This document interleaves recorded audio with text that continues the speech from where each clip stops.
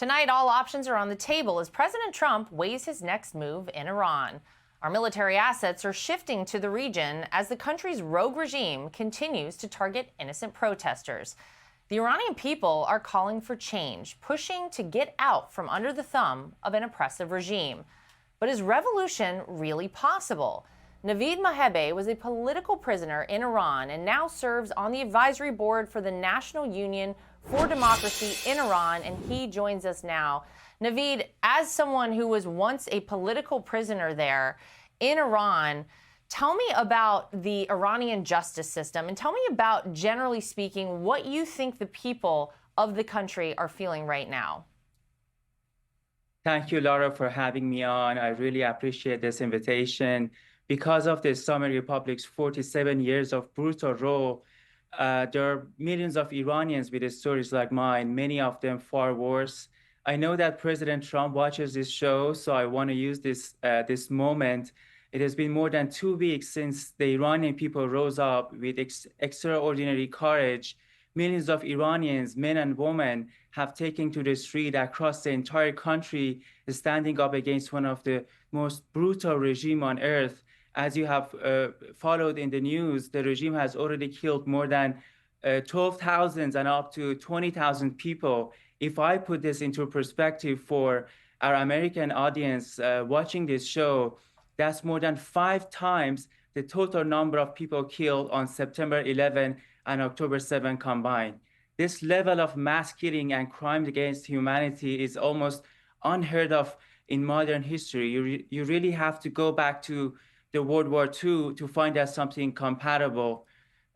What's happening right now is a historical test, not just for Iran, but for the entire world. And I think that there's one leader in the world, there's one leader who can step in, stop this catastrophe, and actually change the course of history. This is one of those moments that, in my opinion, will be written about for generations to come. And I think President Trump's legacy is on the line here as well, and in the best possible way. I think his administration has a rare opportunity to refine Americans' global leadership by standing up with the people that are begging for freedom. I think supporting the Iranian people isn't just the right thing morally, and I'm not saying this as an Iranian American, but I really believe that it serves American national interest, weakening a regime that funds terrorism, destabilizes the Middle East, and threatens the global security, including President Trump's life. And I think President Trump has already shown something no other American president has shown. He's the only US president who is not afraid of this regime. He put them in their place by eliminating Qasem Soleimani a few years ago, the world's most notorious terrorist. He enforced real deterrence against the regime. And as we saw a few months ago, he dismantled the nuclear program. And today, Americans can really see why that mattered. If a regime that is capable of slaughtering 20,000 of its own people, you can only imagine what it would do with a nuclear weapon. Navid, I think we're all paying very close attention to everything going on over there. This president has been very clear. He stands with the people of Iran, and he's willing to back them up. And I think a lot of people look at what's going on and they say, now feels like it is the time for real change, for the possibility of real change in Iran. Take a listen to this. People are being slaughtered in the streets.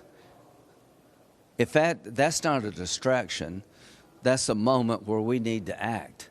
The idea we're dealing with the most vicious regime on the planet who desires to destroy the state of Israel, kill us, purify Islam. If you don't understand this is the biggest moment for change since the fall of the Berlin Wall, you're missing a lot. Ayatollah Khamenei has been the supreme leader there since 1989. Do you think we're finally approaching a change in leadership for the better? Absolutely. You know what? I always say that this is a battle that should be fought and won by the Iranian people. As you have witnessed over the past 2 weeks, Iranians have been in the street bravely fighting against a regime that is armed to the teeth and is willing to kill to the last person. But something is different right now. We have a president in the United States who is willing to support the Iranian people. He understands that the end of this regime, helping the Iranian people, is in the national interest of the United States. As Senator Lindsey Graham mentioned, this is a regime that has funded Hamas for October 7. This is a regime that is supporting Hezbollah and all terrorist proxies in the world, and with its ballistic missile program and nuclear program is threatening the world. Something I really want to mention to our American audience is that right after September 11, ordinary Iranians showed real solidarity with the United States. People in the street in Tehran lit candles in the street. They condemned the attack. They told us everything we need to know about Iranians, that they stand with the United States. Iranians are one of the most pro-American society in the Middle East and perhaps in the world. And I think that a free Iran, one that has normal relationship with the United States and Israel, could even expand President Trump's initiative of Abraham Accords and perhaps turn it into a Cyrus Accord. And I think that Cyrus Accord is an initiative that can build sustainable peace in the Middle East for the entire world. And let's not forget that Iran has the largest oil and gas reserves in the world, and Iran can be an energy partner for the United States, for the world. And as I said, we are in a different situation right now. We have a president who is a man of action. He doesn't say something that he doesn't follow up. And I think that the world is watching President Trump, and I have no doubt that he will do the right thing. Amen to that. Well, listen, all of the things you just said sound good. We like peace in the Middle East. We like peace around the world. And we are certainly praying for the people there on the ground in Iran and for the right thing to happen. So, Navid, thank you so much for spending some time with us tonight. We appreciate it. Thank you. Click here to subscribe to the Fox News YouTube page to catch our hottest interviews and most compelling analysis. You won't get it anywhere else.